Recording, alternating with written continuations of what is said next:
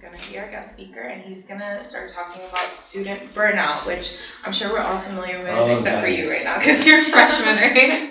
Okay. Thank you so much. Thank you. Hi guys. How is everybody? Pretty good. How about you? Tired. Don't want to be here. I'll introduce myself to start.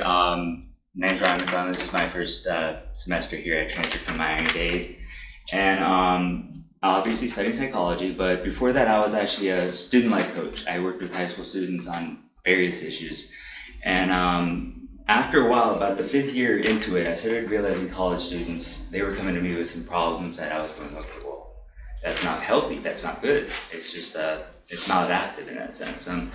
Also did business consulting on the side as well, but that really had nothing to do with the students. But I did want to come here and talk to you guys about burnout, student burnout. It's I was talking to Andrea Green about it. Actually, we call it senioritis. Like the first 2 years, you're like gung ho, and then the last 2 years, you're kind of just like, oh god, I can't read another word off this book. So I did want to do a little exercise, if you guys don't mind. I have 4 questions, but I don't want anyone seeing whose hand is going up, because these are issues, it's non-disclosure. I don't want anyone getting upset. So if everyone wants, close their eyes. Don't peek. Now, question number 1, raise your hand. You're gonna raise your hand for each question. Keep it up, even if it's not the second question. Number 1, raise your hand if you've taken more than 4 classes in a given semester. Okay. Question 2, how many of you, since you started at FIU or started college in general, experienced excessive anxiety to the point where it might impair your ability to study properly? Okay, question 3, how many of you have sleep trouble or had to take a melatonin supplement or a sleeping pill to fall asleep because you're so busy with schoolwork or even other issues? Okay, last one, and this is the one where I made you close your eyes for.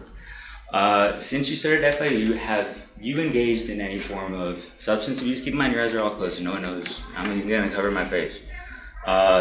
If you've engaged in substance abuse, whether that's taking a pill to study, whether that's alcohol use, marijuana, I know it's a different world, but we're still considering that illegal. So if you've, anyone with substance abuse, or if you've known anyone who has suffered from substance abuse, anyone with success. Okay, keep your hands up. Open your eyes and look around the room at the number of hands that are up. It's like everybody. Those are 4 very bad issues. And the thing I've come to realize with students is that anxiety is the biggest problem. That's what causes the burnout. There's if you guys are psych majors, I'm assuming because you're here, you guys know the parasympathetic nervous system, sympathetic, it causes exhaustion. So if you're going cramming right before the test, you might do very well on the test because you're reinforcing it. But when you leave, there's actually chemicals in your brain that will cause you not only to burn out, but also to lose the ability to pass things from short-term memory into long-term memory. The hippocampus, crucial for learning and memory. That passes short-term memory into long-term memory where you need it after school. That's why you're in school, to learn something. But half of the time, you end up studying for that test, you do great with flying colors, and you step away and then you go about reading the next chapter. You don't take the time to think about that, to think about what you just read.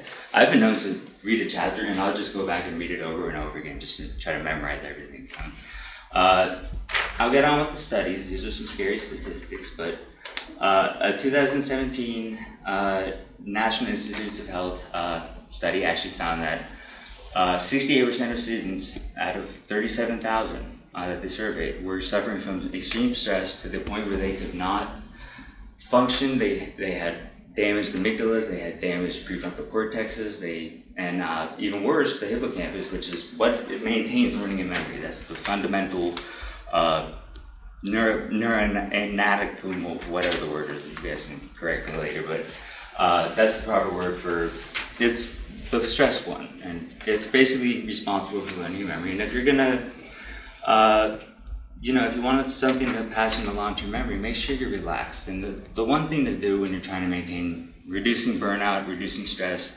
reduce your workload. I saw a lot of hands go up for 5 or 6 classes, and I take 3 because I want to learn. And it kind of goes along the theory of the quadrant method as an example, which is, you can hand this up. This is a schedule. A lot of people don't realize this, but the brain uses something called chunking when you're scheduling. Some people put 12 p.m. to 4 p.m. study. Some people and then they'll put 2 p.m. to 3 p.m., go to lunch, and then come back and study. The brain actually, in recent studies, have been proven to not accept this kind of thinking. It's actually better to chunk something. Chunking is found in telephone numbers, 305-546-4151. It's breaking stuff up because the brain has this habit of trying to make everything easier, make sense of everything. So what I like to do is I schedule, I wish I brought like an example to show how I schedule it, but I go with quadrant 1, 12 to 4, quadrant 2. It leaves you with more opportunities because based on your subjective experience, you're going to be, I mean, that doesn't mean quadrant 1 is going to be school for you. It might be something else. But the point is, if you chunk them into quadrants when you're scheduling something, your brain's going to be able to relax a little bit. It actually relieves stress when you're able to chunk something, when you're able to say, okay, well, instead of looking at it as I'm going to study for 4 hours, you're looking at it, okay, well, I have 4 hours of quadrant 1 to do. And that leaves it open to interpretation. If you have 3 things that you could do in quadrant 1, you could study, you could do it, join a club, or you could do something else or read a book if that's what your desire is. But chunking really does help that method. Now, I honestly think you guys are psychology majors, I'm assuming. So it's the most interesting topic in the world, you gotta admit. Like 50% of the school is taking psychology, and you really are studying the most interesting topic on the face of the earth. If you understand psychology, you understand just about anything. As we were talking, that could be applied to anything, basically. I'm going into marketing after because that's the psychology of selling something. So take advantage of that, learn, and try not to burn out, try not to overextend your time in classes, try not to do too many classes at a given time. Use the time here and take a little longer to get out, but at the same time, use that time to try to remember what you're learning. Because that's what you're going to be taking out into the real world in the end. And I've sifted through thousands of resumes over the years, and not once did I ever look for a GPA. I never looked at education. I asked, what can they do for me, basically? And not to sound arrogant, but that's just how it is in the world after this. And that's why I'm saying, enjoy your college years. I mean, I'm 30. I get to be a kid for 3 to 5 more years. I'm happy about that. But a lot of people, I did the real world first, and it's awful. So take your time in college and have fun. Enjoy yourself, that relieves stress. It also will reduce burnout in that sense because you're taking breaks. That's the other thing people really don't do. I've heard of people cramming 12 hours a night. And that burns neurons, believe it or not. Your neurons actually it's synaptic pruning. The neurons will actually become so desensitized that the brain says, okay, well, that's not useful. It pulls them out and you start losing neurons. Now, we know neurogenesis is real because they prove that, yes, neurons can grow back, but if you're constantly stressing your brain to a point of cramming, to a point of excessive overload, to a point of stress and anxiety, you're not going to be able to get to that point. You're not going to get out in the real world. You're going to forget everything you learned because you're not able to pass it from short term to long term, and that's where you need it. You need to be able to go out in the field, and that's the other thing. One of my examples on one of my quadrants is practice interview skills, because when I get out of here, I don't want to be naive when I have to apply for a job. So I even use this, that's my camera right there. I use that camera to film myself and just practice interviewing. And there's a saying, practice interviewing on wrong numbers. Just practice, just talk about what you're good at, what you excel at, and try to just make sure that you're prepared for the real world after school. A lot of people think too focused on the school aspect of things, they forget that there's something coming after. And that does a lot of damage. So we've discussed quadrants. I have a rather funny story. You guys know the GC pit? I actually wrote on my little cheat sheet, do yoga and meditation classes, because they do offer those here. And I went to one, and it was in the GC pit, which is the loudest part of Graham Center. And every 5 minutes, floods of kids would just come yapping down the aisles, and we're all sitting there trying to meditate, and I just went, nope, I'm done. Just walked away. But they do offer, there's breathing techniques you could do. I wanted to do an exercise for that, actually. It's diaphragmatic breathing, and this one is going to kind of count on you guys just listening to the way it works. So number one, in your head, kind of count to 1, 2, 3, 4. During the first 4 seconds, you're going to breathe in through your mouth. Very long, deep breath. Hold it for a second, and then for 4 seconds, exhale through the nose. Do that 5 times. You don't have to actually do it. I'm just saying it's something you could do. I say everyone should do it. You are? You still look stressed. I don't think we're doing it right. I do that every 2 hours. I'll go in a bathroom stall and just sit there and just scare people by breathing because I don't want to do it in public. Just to relax, that's part of college is about learning. It's not about,